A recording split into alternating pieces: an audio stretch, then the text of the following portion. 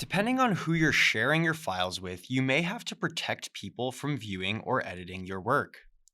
To protect an entire Excel workbook, go to File, Info, Protect Workbook, and Encrypt with Password.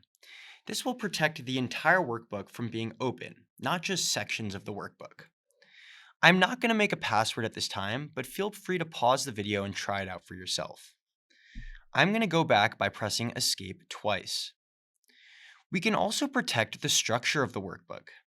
This means that the structure cannot be changed, meaning you cannot remove, add, or change the order of the tabs. To do this, go to the Review tab of your ribbon and choose Protect Workbook, and enter in a password. You can also protect a specific worksheet inside of your Excel workbook by going to Review, Protect Sheet. Here, you can set the exact permissions. These are the actions that a user without the password can take on the worksheet. By default, all that it allows is selecting cells on the worksheet, which would allow them to hover, copy, and paste, but not change any of the contents of any of the cells.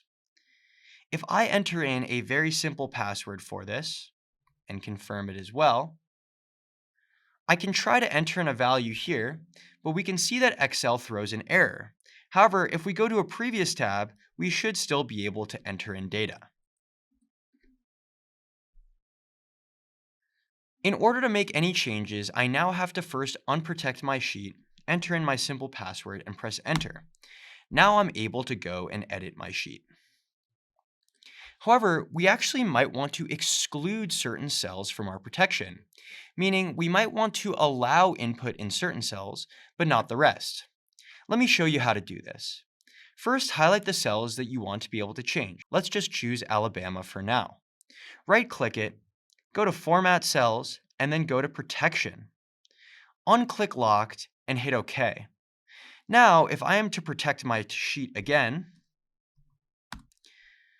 anywhere else I'm not able to edit, but in that single cell I changed, I should be able to change.